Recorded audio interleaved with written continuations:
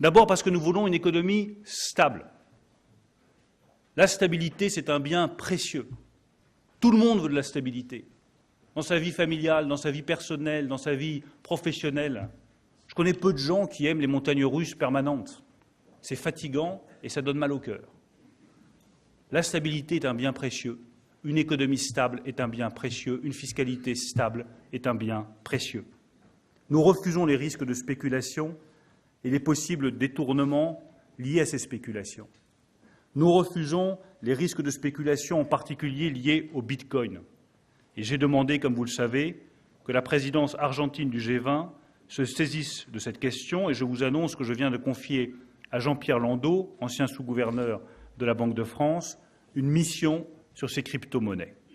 Cette mission me proposera des orientations sur l'évolution de la réglementation pour mieux en maîtriser le développement, empêcher leur utilisation à des fins d'évasion fiscale, de blanchiment ou de financement d'activités criminelles ou de terrorisme.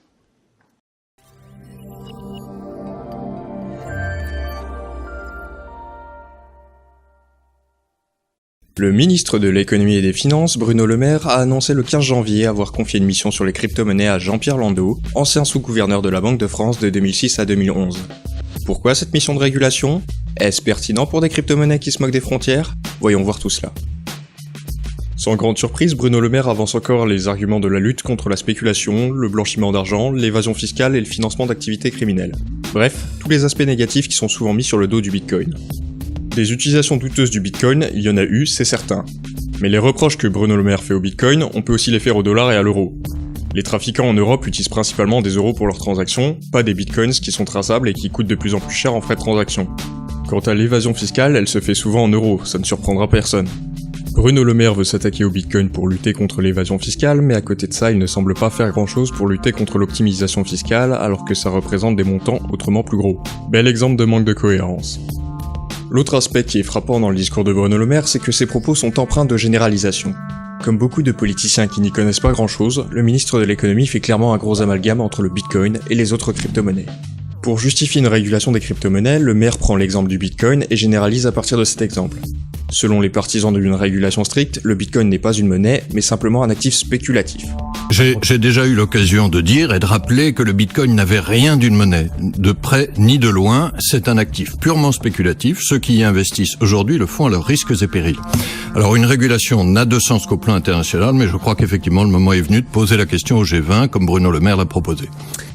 Certes, le Bitcoin est de moins en moins utilisable pour des paiements à cause des frais de transaction de plus en plus élevés, mais c'est loin d'être le cas de toutes les crypto-monnaies. Pour faire face à la saturation du réseau Bitcoin et à l'augmentation des frais de transaction, beaucoup d'utilisateurs se sont tournés vers des alternatives comme le Litecoin, l'Ether ou encore le Dash, qui permettent des transactions plus rapides et moins coûteuses. Aujourd'hui, si vous voulez faire une transaction de quelques dizaines d'euros en Bitcoins, ça risque de vous coûter au moins 5 euros. Si vous faites cette transaction avec une autre crypto-monnaie, ça ne vous coûtera que quelques dizaines de centimes. Si le Bitcoin est effectivement de moins en moins utilisable pour de petits paiements, il existe des alternatives. Il ne faut donc pas trop généraliser en se basant uniquement sur le cas du Bitcoin. Le gouvernement et la Banque de France sont-ils si préoccupés que ça par la question de la spéculation ? Pas tant que ça. Ce qui fait peur au gouvernement et à la Banque de France, c'est surtout de voir leur contrôle diminuer. Ils ont bien compris que de plus en plus de gens préféraient placer un peu d'argent dans du Bitcoin ou d'autres crypto-monnaies, car c'est un placement bien plus avantageux qu'un livret A avec un taux de 0,75%. Pour votre information, d'après l'INSEE, le taux d'inflation a été de 1% en France en 2017. Alors, vous allez peut-être me dire qu'il existe d'autres placements, comme l'assurance vie ou les plans épargne logement.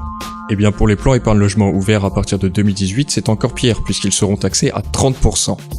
Face à cette taxation abusive, il n'est pas surprenant que des gens cherchent d'autres alternatives et d'autres placements. Dans le cas présent, le Bitcoin est donc bien un exemple de valeur refuge et un moyen de diversifier ses placements pour de plus en plus de gens. Si ces gens placent leur argent dans du Bitcoin plutôt que sur un PEL, le gouvernement peut donc moins les taxer.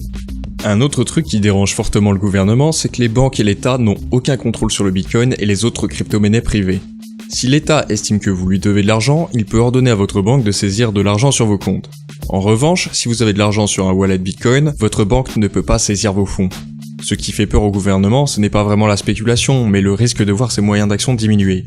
Certes, il est vrai que les crypto-monnaies peuvent être utilisées pour transférer facilement de l'argent à l'étranger, faire de la spéculation ou faire des achats douteux. Mais comme il existe des crypto-monnaies beaucoup plus anonymes que le Bitcoin, vouloir réguler le Bitcoin n'arrangera pas forcément les choses. Une forme de taxation abusive risquerait de pousser de plus en plus de gens à se domicilier ailleurs qu'en France pour éviter le matraquage fiscal.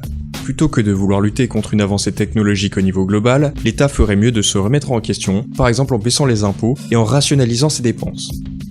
Avec une dette publique de plus de 220 milliards d'euros, soit près de 98% du PIB fin 2017, on comprend bien que l'État est un peu désespéré et inquiet. Mais il faut bien comprendre que se contenter d'augmenter ou de créer de nouvelles taxes n'est pas une bonne solution. Trop taxer, au bout d'un moment, ça devient contre-productif. En attendant, je conseille au ministre de l'économie de se renseigner un peu plus sur les crypto-monnaies afin de constater qu'elles sont loin de servir uniquement à de la spéculation, du blanchiment d'argent ou de l'évasion fiscale. Il y a des cryptos et des tokens pour différentes applications. Des paiements, des réseaux sociaux, du calcul distribué, du cloud décentralisé, des messageries ou encore de la distribution d'énergie. Généraliser et réduire les crypto-monnaies à un moyen de paiement anonyme sur internet ou à un moyen de pure spéculation, c'est faire preuve d'ignorance ou de mauvaise foi. Même s'il y a des dérives concernant l'usage des cryptos, il ne faut pas oublier qu'elles existent aussi avec les monnaies étatiques. Il ne faut donc pas mettre toutes les cryptos dans le même sac ou généraliser à partir d'une utilisation faite par une partie seulement des utilisateurs. C'est pourtant ce que font beaucoup de politiciens et de banquiers centraux. Cette vidéo est maintenant terminée, j'espère qu'elle vous a plu, n'hésitez pas à vous abonner à la chaîne si ce n'est pas déjà fait, et à très bientôt pour une prochaine vidéo.